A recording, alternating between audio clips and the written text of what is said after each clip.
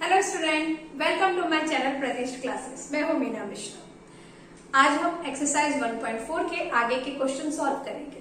तो इससे पहले जब हमने इसके पहले के क्वेश्चन सॉल्व किए थे तब मैंने आपको बताया था कि यूनियन और इंटरसेक्शन क्या होता है, क्योंकि ये जो पूरा एक्सरसाइज है वो उसी के ऊपर बेस्ड है। तो यूनियन में हमने ये सीखा था कि अगर दो सेट है और दोनों सेट का मुझे अगर यूनियन फाइंड करना है तो इसका मतलब वो दोनों सेट के जो भी एलिमेंट है वो हम मिक्स करके लिखेंगे। और इंटरसेक्शन में हमने ये देखा था कि दोनों सेट में जो कॉमन एलिमेंट है सिर्फ वही लिखे जाएंगे। तो क्वेश्चन नंबर 7 स्टार्ट करते हैं और क्वेश्चन नंबर 1 से लेके 6 तक इससे पहले के लेक्चर में हम डिस्कस कर चुके हैं। और ये तो आप जानते ही हैं कि मेरा जो ये चैनल है वो आपकी टेक्स्ट बुक के हर एक क्वेश्चन का सोल्यूशन आपको बताने के लिए ही बनाया गया है। तो क्वेश्चन नंबर 7 स्टार्ट करते हैं। अब यहाँ पे देखो A is the set of x where x is a natural number. B is the set of x where x is an even natural number. And C is the set of x where x is an odd natural number. और D कैसा है? Set where x is a prime number. तो पहले तो ये जितने भी set हमें दिए हुए हैं ये सेट बिल्डर फॉर्म में लिखा हुआ है, इसे हम रोस्टर फॉर्म में लिखेंगे। और उसके बाद ये क्वेश्चन आप देख ही रहे हैं, सारा इंटरसेक्शन हमको फाइंड करना है। तो यहाँ मैंने ए का लिखा हुआ है। ए कैसा लिखा था? ए इज नेचुरल नंबर का सेट है। तो नेचुरल नंबर का सेट हमने कैसा लिखा? 1 2 3 4 और उसके बाद ये सिर्फ 3 डॉट हमें लगाना है इनफाइनाइट सेट को शो करने के लिए। अब आगे हम लिखेंगे बी के बारे में। तो बी क्या है? इवन नेचुरल नंबर है। इवन नंबर जो 2 से स्टार्ट होता है, 2 4 6 8 हो गया, 10 हो गया, ये हो गया set of even natural number. उसके बाद आ गया सी हो गया ऑड नेचुरल नंबर, तो 1 3 5 7 ये set of odd. And D के बारे में क्या है? Prime number. तो प्राइम नंबर तो आप जानते ही हैं, प्राइम नंबर यानी वो नंबर जिसके केवल 2 ही फैक्टर होते हैं, एक तो 1 और एक वो नंबर खुद अपना फैक्टर होता है। उस नंबर को हम प्राइम नंबर बोलेंगे, जैसे कि 3 हो गया, 2 हो गया, 5 हो गया, 7 और उसके बाद 11, ये सारे प्राइम नंबर हैं। तो यहाँ हम प्राइम नंबर लिख देते हैं। 2 से स्टार्ट होगा, 2 3 5 7 11 और क्या हो जाएगा प्राइम नंबर? 13, फिर आ गया 17, ऐसा डॉट लगा दो कि ये प्राइम नंबर का सेट है।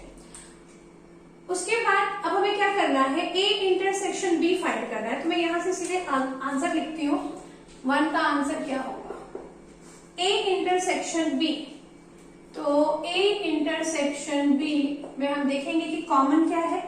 ए इंटरसेक्शन बी में कॉमन हो गया 2 4 6 8 10, यही कॉमन होगा।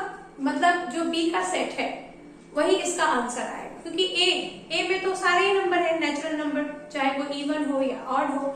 लेकिन बी में क्या है? सिर्फ इवन नंबर है। तो ए इंटरसेक्शन बी में क्या आ जाएगा? बी का सेट आ जाएगा 2 4 6 8। इवन सेट का, इवन नेचुरल नंबर का सेट बनेगा ए इंटरसेक्शन बी। अभी क्वेश्चन नंबर 2 में हमें लिखना है ए इंटरसेक्शन सी लिखना है। तो ए इंटरसेक्शन सी क्या है? ऑड नंबर है। ऑड नंबर है तो ए इंटरसेक्शन सी में भी क्या आ जाएगा? ऑड नंबर का सेट आ जाएगा पूरा 1 3 5 7 ये। उसके बाद हमें फाइंड करना है ए इंटरसेक्शन डी। तो अब आप समझ ही गए होंगे कि ए इंटरसेक्शन डी में डी का सेट आ जाएगा, क्योंकि ए में तो सब कुछ है। यूनिवर्सल सेट की तरह हम ए को ट्रीट कर सकते हैं। और जो डी है, डी में प्राइम नंबर है, तो यहाँ पर क्या आ जाएगा? जो डी है वही इसका आंसर आएगा 2 3 5 7 11 13 ऐसा। उसके बाद हमें फाइंड करना है बी इंटरसेक्शन सी। तो बी इंटरसेक्शन सी आ जाएगा 5 आएगा कि 2 आ जाएगा? बी में क्या है? हाँ 5 आ जाएगा, क्योंकि बी किसका सेट था? इवन नेचुरल नंबर का। और सी किसका सेट था? ऑड नेचुरल नंबर का। तो दोनों में से कुछ भी कॉमन नहीं है, तो इंटरसेक्शन आ गया 5। उसके बाद 5th में है बी इंटरसेक्शन डी। अभी बी में सेट है इवन नंबर और डी है प्राइम नंबर। तो इवन नंबर जो प्राइम नंबर हो वो सिर्फ एक ही है हमारे पास और वो है 2। तो यहाँ पर B इंटरसेक्शन D में आ जाएगा 2, क्योंकि 2 जो है वो इवन नंबर भी है और 2 जो है वो प्राइम नंबर भी है। आगे है क्वेश्चन नंबर 6 में C इंटरसेक्शन D। तो C is the set of prime number odd number and D is the set of prime number. तो इसमें तो बहुत लंबा आ जाएगा। इंटरसेक्शन में आ जाएगा 3, 5, 7 और 11, क्योंकि 11 ऑड नंबर भी होगा। देन आ जाएगा 13, ऑड नंबर भी है 17। तो यहाँ पर भी C इंटरसेक्शन D अगर आप देखें तो जो D का सेट होगा वही आंसर आएगा। क्यों? क्योंकि D जो है वो प्राइम नंबर है और प्राइम नंबर जो होते हैं वो ऑड नंबर भी होते ही है। जनरली ज्यादा जितने भी प्राइम नंबर होंगे वो ऑड तो होना ही है। तो इस तरह से ये सारे क्वेश्चन हमने सॉल्व कर लिए। अब देखेंगे कि क्वेश्चन नंबर 8 में क्या करना है। यहाँ पर आपकी बुक में B, C, D ऐसा लिखा हुआ है, तो आप वैसे ही लिख लीजिए। पहले हमने A इंटरसेक्शन B फाइंड किया तो ये सेट आया और ये सेट किसका है? B का है। तो यहाँ पे हम इक्वल करके B लिख सकते हैं एक बार सेट लिखने के बाद। वैसे ही ये जो सेट था वो C था, जैसा मैंने आपको बताया, और ये जो सेट है वो D है। उसके बाद जो लास्ट में आया था अपना, ये प्राइम नंबर का सेट आया था, लेकिन ये जो प्राइम नंबर है ये ऑड प्राइम नंबर है। तो x where x is an odd prime number, and odd prime number यहाँ मेंशन करना इसलिए जरूरी है क्योंकि इवन प्राइम नंबर भी होता है और वो है 2, और वो इसमें नहीं है। तो इसके लिए हम इसको सिर्फ प्राइम नंबर नहीं बोल लेंगे, ये क्या है? ऑड प्राइम नंबर का सेट है। तो इस तरह से आपको ये ऐसा लिखना है क्योंकि आपकी बुक में आंसर में ऐसे लिखा है। क्वेश्चन नंबर 8 हम देखेंगे, which of the following pair of set are disjoint. तो डिसजॉइंट सेट क्या होता है? डिसजॉइंट मतलब अनइक्वल, जिसमें कि कुछ भी इक्वल नहीं हो, एक भी एलिमेंट अगर इक्वल नहीं है तो उस पेयर ऑफ सेट को हम डिसजॉइंट सेट बोलेंगे। अब यहाँ पर ये सेट का कुछ भी नाम यहाँ मेंशन नहीं किया है। ये एक सेट है जिसमें 1, 2, 3, 4 लिखा है, और जो दूसरा सेट है वो भी नेचुरल नंबर का सेट है, बट कंडीशन क्या है कि x is greater than and equal to 4 and less than and equal to 6। तो इसको पहले हम लिखते हैं रोस्टर फॉर्म में कि क्या बनेगा ये 4, 5, 6, क्योंकि 4 से स्टार्ट हुआ है और 6 पे एंड हुआ है, इक्वल का साइन है, तो 4 और 6 को भी हम ऐड करेंगे। हमने यहाँ लिख दिया। और अब हम क्या देखेंगे, 1, 2, 3, 4, और इसका हम फाइंड करेंगे इंटरसेक्शन 4, 5, 6 के साथ। तो इंटरसेक्शन में आप देख रहे हैं कि एक कॉमन नंबर आ गया और वो आ गया 4। तो एक कॉमन नंबर हमें मिल गया है, इसका मतलब कि दोनों ही सेट में ऐसा नहीं है कि एलिमेंट एक भी मैच नहीं कर रहा है, एक एलिमेंट तो है जो मैच कर रहा है। तो ये जो पेयर ऑफ सेट है ये डिसजॉइंट नहीं होगा। तो हम क्या लिखेंगे, सिंस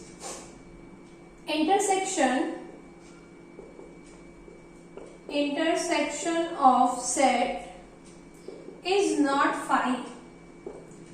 5 मतलब एम्प्टी सेट नहीं है, देयरफॉर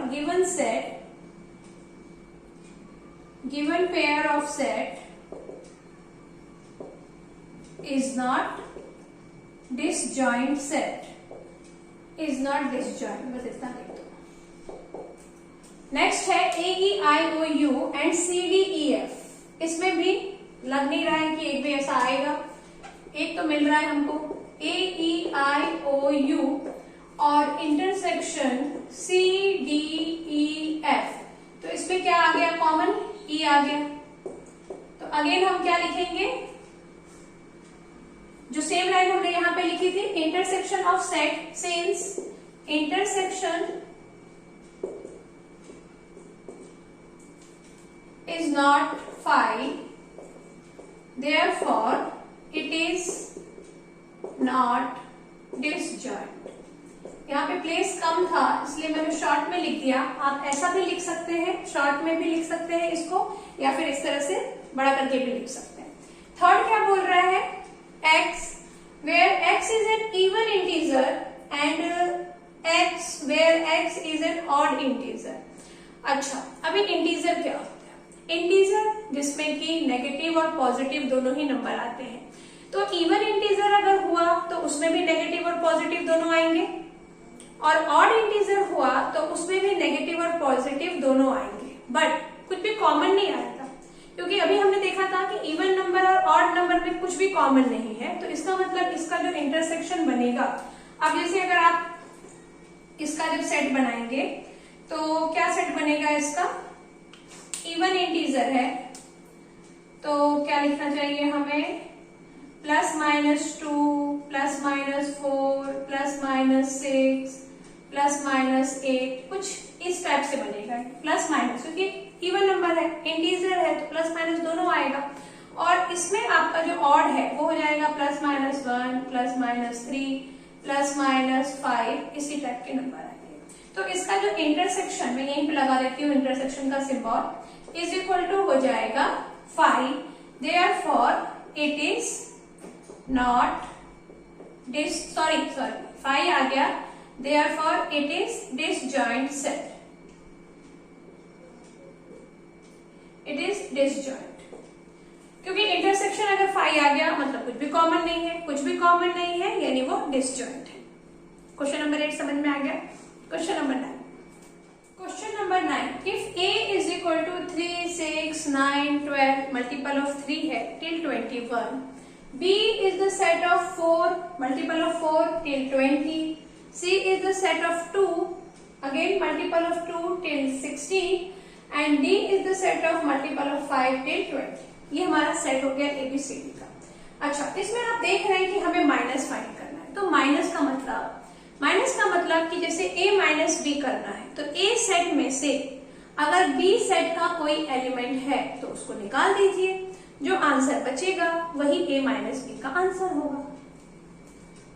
तो कैसे करेंगे इसको सॉल्व, सीधे मैं आंसर ही लिखती हूँ, फर्स्ट वाला a माइनस बी है तो a minus B is equal to क्या होगा, a और b को कंपेयर करो तो 3 6 9 12 हम देख रहे हैं कि कॉमन है तो हम इसका 12 नहीं लिखेंगे, 15 18 एंड 21 बाकी सब आ जाएगा। जो b का जो भी एलिमेंट b का a में था उसके अलावा a के सारे एलिमेंट लिखे जाएंगे, क्योंकि a माइनस बी है। आगे हमें b माइनस a भी है तो b माइनस a में क्या होगा कि b को प्रेफरेंस देंगे, b में अगर a का कोई भी एलिमेंट है तो उसको नहीं लिखेंगे और बाकी सब कुछ लिखेंगे।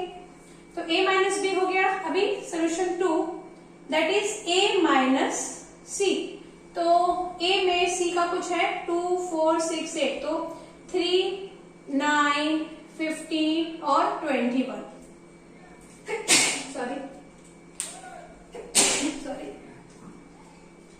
हाँ 3 9 15 21, क्योंकि C में जो ये 2 का टेबल था वो हमें इसका नहीं लिखना है।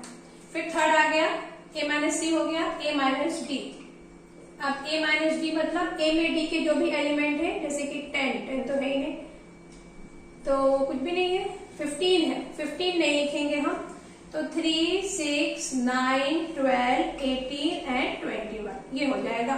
15 नहीं लिखेंगे क्योंकि 15 डी में लिखा हुआ था। आगे क्या है, थर्ड हो गया। फोर्थ b माइनस ए, जैसा कि मैंने आपको बताया कि b माइनस ए में b को प्रेफरेंस देना है, b में से a को हटा देना है, तो b में क्या क्या है, b में है 4 8 12 a का है तो वो नहीं लिखेंगे हम, 16 एंड 20 ये हो जाएगा b minus A. Next 5 is c minus A, तो c में से एक एलिमेंट हटा दें, तो c में से एक एलिमेंट अगर हम हटाएंगे तो 12 हटेगा बस, और तो कुछ नहीं हटेगा, तो आ जाएगा 2 4 6 8 10 देन 14 एंड 16। c माइनस ए हो गया। c माइनस ए के बाद है d माइनस ए 6, तो d माइनस ए, तो d में से एक एलिमेंट हटा देंगे हम तो 15 हटेगा सिर्फ, बाकी तो सब रहेंगे, तो 5 10 20 5 10 20 d माइनस ए हो गया ये। और उसके बाद है b माइनस सी 7, तो b माइनस सी मतलब b में से c के एलिमेंट हटा दो, तो c का एलिमेंट है 12 बस, और 8 और 12 जो है वो c में भी है तो वो हम नहीं लिखेंगे, हम लिखेंगे 4 और सी में 16 भी है तो 16 भी नहीं लिखेंगे, तो हम क्या लिखेंगे 4 and 20, क्योंकि जो सी था, अच्छा सी में तो 2 भी 4 भी है, तो b माइनस सी करेंगे तो 4 भी नहीं लिखेंगे, हम सिर्फ हम 20 लिखेंगे। b में और c के एलिमेंट b में क्या क्या है, 4 है, 8 है, 12 है और 16 है, तो ये चारों ही नहीं लिखना है हमें, सिर्फ एक ही एलिमेंट बचता है दैट इज 20। 7 के बाद 8 में क्या है b माइनस डी, अभी d तो 5 का टेबल था, तो b में से d हटा दो तो 20 हट जाएगा, बाकी सब रहेगा, तो 4, 8, 12 एंड 16 रहेगा। फिर आ गया 9 में है आपका c माइनस बी, अभी b माइनस सी किया था तो b में से c को हटाया था, c माइनस बी करेंगे तो c में से b को हटा देंगे, तो आंसर c में से अगर b हटाते हैं तो 2 आएगा, 6 आएगा और 12 नहीं आएगा, बाकी कुछ नहीं आने वाला है। C में से 4, 8, 12 और क्या हट जाएगा, 16 हट जाएगा, तो यहाँ क्या बचा 2, 10 एंड 14 बच गया, 6 भी बच गया, 2, 6, 10 एंड 14 ये बच गया C माइनस बी में। फिर नेक्स्ट क्या है, 9 के बाद 10 d माइनस बी, तो d माइनस बी, d में क्या है 5 का टेबल है, इसमें से b हटा देंगे तो क्या हट जाएगा 20 हट जाएगा, तो 5, 10, 15 आ गया। और उसके बाद question number 11 c minus D, c minus D, c में से d हटा दें तो क्या हट जाएगा 10 हट जाएगा, बस सिर्फ 10 हटेगा, तो आंसर आ जाएगा 2, 4, 6, 8, 12, 14 एंड 16, सिर्फ 10 हटा। उसके बाद है d माइनस सी, अभी d में से c अगर हटाते हैं हम तो अगेन सिर्फ 10 हटेगा, तो 5, 15 एंड 20 इसका आंसर आ गया, 5, 15 एंड 20।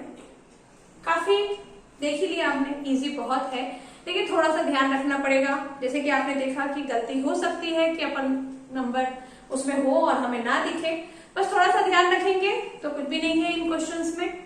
अब देखते हैं आगे के क्वेश्चन। Next question, if x is equal to set of ABCD and y is the set of FBDG then find, ये सब चीजें भी फाइंड करनी है, तो स्टार्ट करते हैं सोल्यूशन।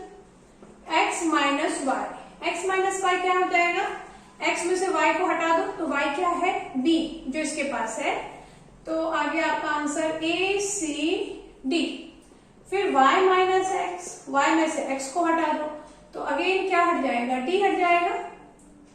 अच्छा x माइनस हमने y किया तो d लिख दिया, जो कि नहीं लिखना है क्योंकि b और d दोनों इसमें है, तो AC आ जाएगा, और y में से हटाएंगे तो अगेन b और d हट जाएगा, तो आ जाएगा FG।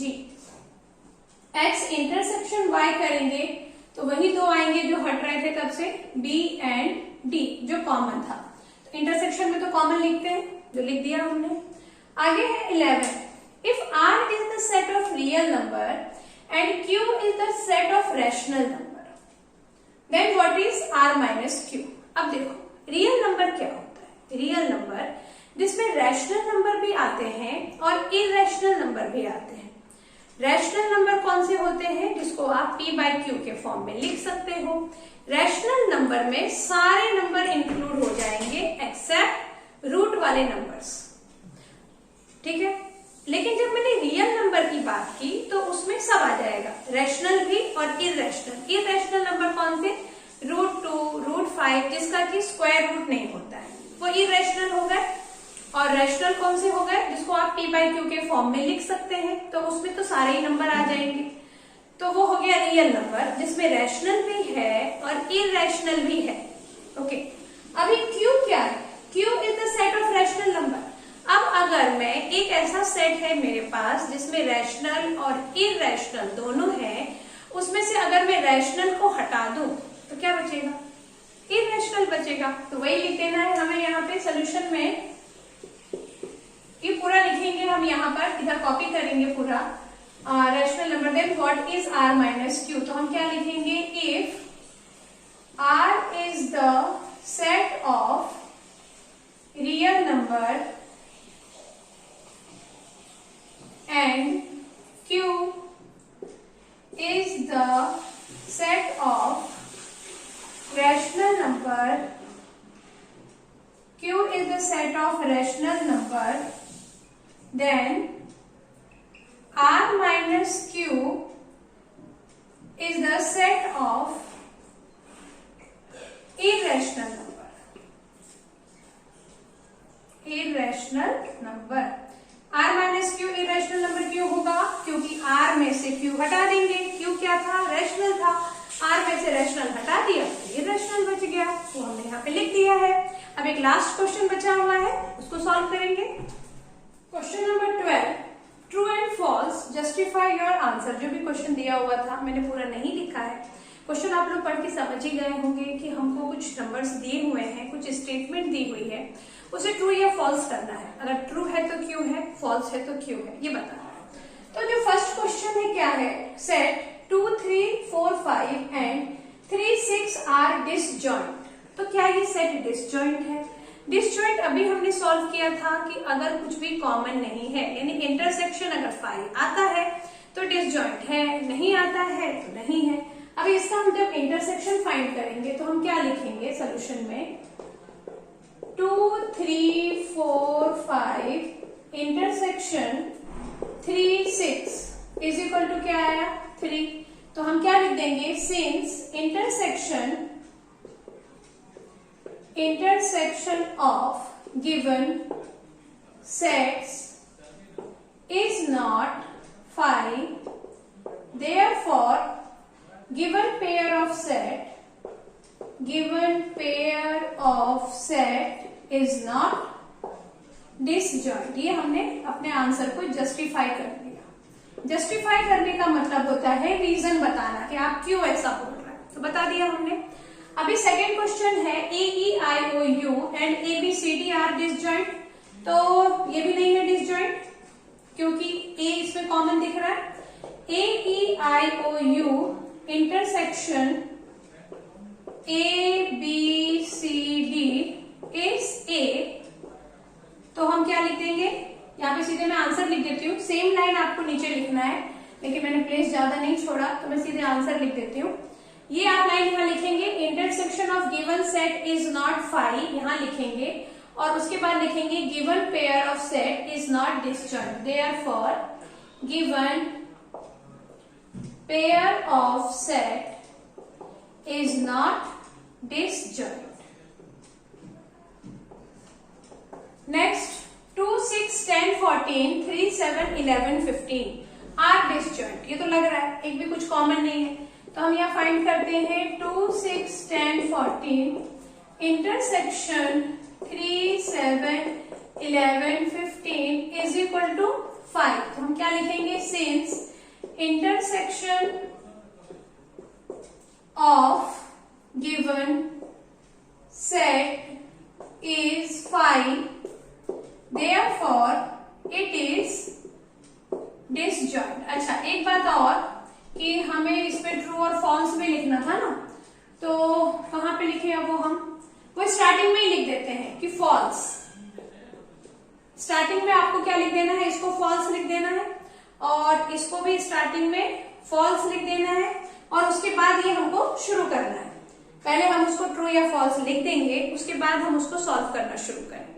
यहाँ पर भी इसको हम पहले ही लिख देंगे ट्रू आंसर में, आंसर इज ट्रू और रीजन ये है, अभी जैसे इसमें मैं आपको अच्छे से लिख के बताती हूँ। आंसर क्या होगा इसका, आंसर इज ट्रू। ऐसा आप पूरा स्पेलिंग लिखो तो भी अच्छा है, ट्रू। और अभी रीजन, सिंस पहले 2, 6, 10 और इंटरसेक्शन 3, 7, 11 इज इक्वल टू 5। तो हम क्या लिखेंगे, सिंस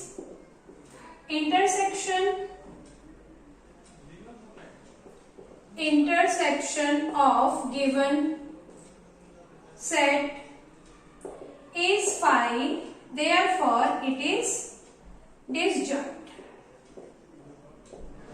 तो ये तो हमने अपने आंसर को जस्टिफाई किया और उसके पहले हमें ट्रू या फॉल्स लिखना है। जैसा कि मैंने आपको बताया, इसको आंसर करके स्टार्टिंग में फॉल्स लिखना, उसके बाद ये लिखना। यहाँ पर भी पहले फॉल्स लिखना, then you justify your answer. In this question also first you write true, then give explanation of your answer, and in question number 4 also write true then justify your answer। तो exercise 1.4 आज complete हो गया है और आगे के exercise next lecture में discuss करेंगे। कुछ भी डाउट हो कमेंट सेक्शन में लिखिए, कुछ भी अगर आपके सजेशन है तो वो भी कमेंट सेक्शन में लिखिए, या आप ईमेल कर सकते हैं या इंस्टाग्राम पे मैसेज कर सकते हैं। ओके, मिलते हैं नेक्स्ट लेक्चर में। Thanks for watching.